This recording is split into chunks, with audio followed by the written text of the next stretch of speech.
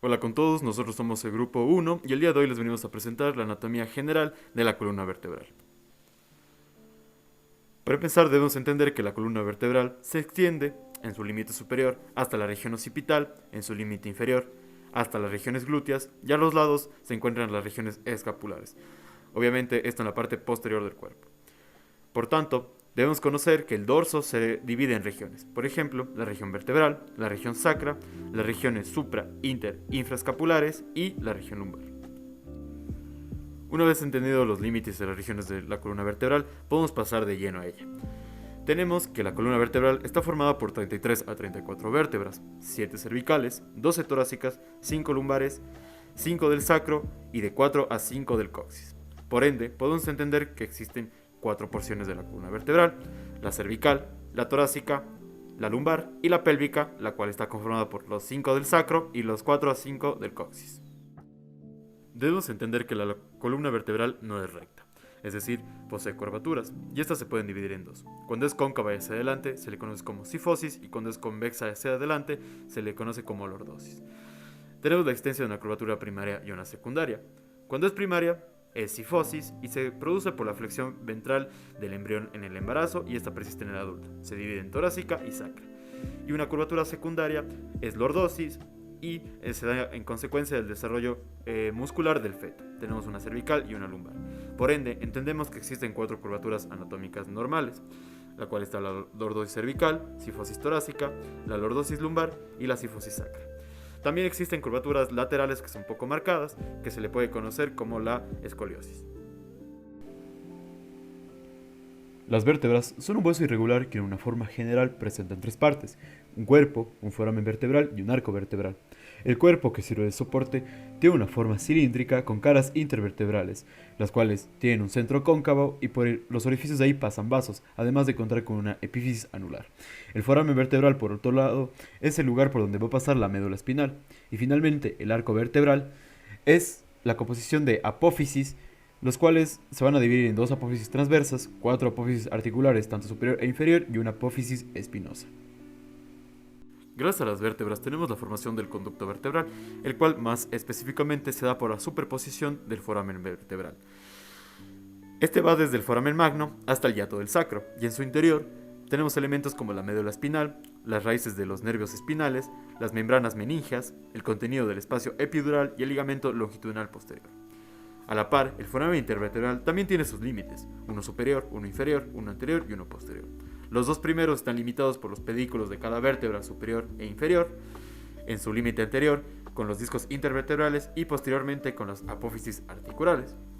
Y también hay que mencionar que tiene su irrigación, el cual llega mediante las ramas espinales de las arterias vertebral, intercostal, lumbar y sacrolateral, y la vena intervertebral que comunica con el plexo venoso interior y exterior. También hay que decir que alrededor de estos elementos hay tejido adiposo y del mismo modo pasan nervios espinales. Clasificación de las vértebras. Se pueden catalogar en cervicales, torácicas y lumbares. Con respecto al cuerpo, las cervicales tienen un diámetro transversal mayor que el anterosuperior. En la cara intervertebral, en sus extremos laterales, en la parte superior se encuentra la apófisis unciforme y en la parte inferior se encuentran las escotaduras para la articulación de la apófisis unciforme de la vértebra subyacente. Le da una forma convexa y de gancho. Con respecto al cuerpo de las vértebras torácicas, el diámetro sagital es similar al eje transversal. En la cara anterior del pedículo hay dos fositas costales que se articulan con la cabeza de la costilla. También le dan una forma convexa y de gancho. Sin embargo, las lumbares tienen un cuerpo más voluminoso. Con respecto al foramen vertebral, las cervicales tienen una forma triangular, de gran tamaño en relación al cuerpo. Las torácicas tienen una forma circular y las lumbares tienen una forma triangular equilátera. En relación a las apófisis espinosas, las cervicales son cortas, inclinadas hacia abajo y bifurcadas.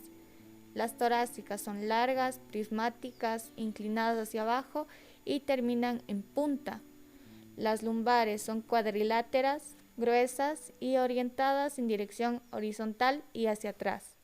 Referente a las apófisis transversas, las cervicales se encuentran limitadas por el pedículo, pasa la vena, arteria y nervio vertebral, excepto en la séptima. En la cara superior encontramos un surco por el que pasa el nervio espinal.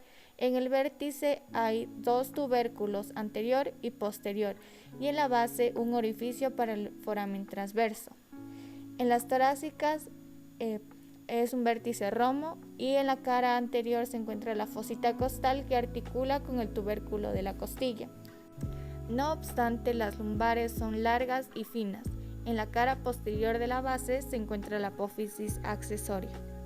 En consideración con las vértebras atípicas, C1 o Atlas no posee un cuerpo, C2 o Axis presenta un diente, C6 es el punto de referencia de compresión de la arteria carótida común, C7 es la vértebra prominente, T1 es una vértebra transitoria, también se las considera típicas a T10, T11 y T12. Sin embargo, L1 y L5 son diferentes a sus homónimas por características mínimas. Tenemos el sacro, el cual está formado por la fusión de 5 vértebras sacras. Su cara anterior es cóncava, tiene 4 líneas transversales o soldaduras, estas son de tipo sinostosis.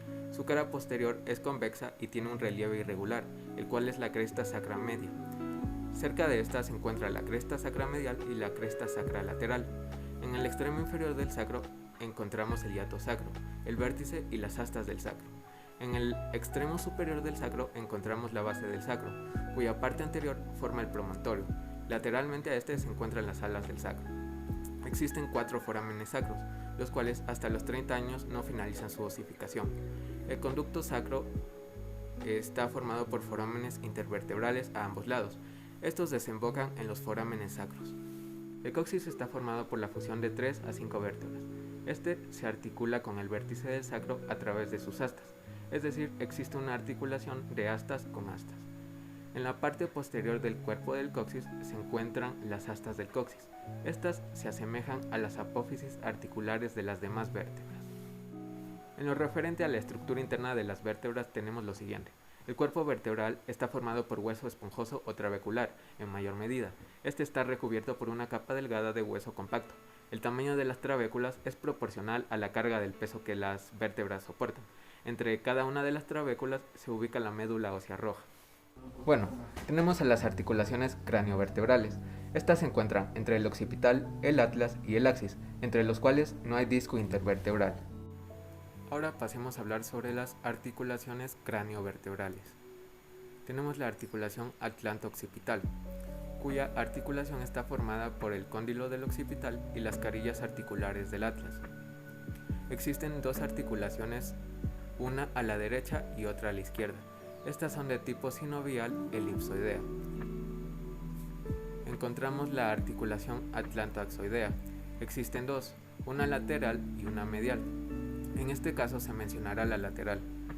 La articulación de esta está formada de la siguiente forma. El atlas presenta carillas articulares inferiores y el axis presenta carillas articulares superiores, esto al lado del diente. Tenemos las articulaciones cigoapofisiarias. Estas son articulaciones entre apófisis articulares. En la región cervical es casi plana con una cápsula delgada y laxa. En la torácica es casi plana pero con una cápsula resistente y firme. Y en la lumbar es cilíndrica y también con una cápsula resistente y firme. Los ligamentos de la columna vertebral son 5. El amarillo, que une las láminas del arco vertebral, los interespinosos, que ocupan el espacio entre 2 apófisis espinosas de vértebras vecinas. El supraespinoso une los vértices de las apófisis espinosas, el intertransverso une las apófisis transversas entre sí y el nucal se forma debido a que el ligamento supraespinoso se ensancha hacia atrás y hacia arriba. La articulación lumbosacra se da entre el L5 y el sacro, la sacrocoxigia entre el vértice del sacro y el coxis. Las articulaciones costovertebrales son 2, la articulación de la cabeza de la costilla y la costotransversa. Por último, la sacroilíaca une la parte lateral del sacro con el ilion del hueso coxal. Por último, tenemos a los nervios espinales, que están formados por la unión de raíces posterior y anterior. Son 8 nervios cervicales, 12 torácicos, 5 lumbares, 5 sacros y un coxigio, que da en total 31 pares.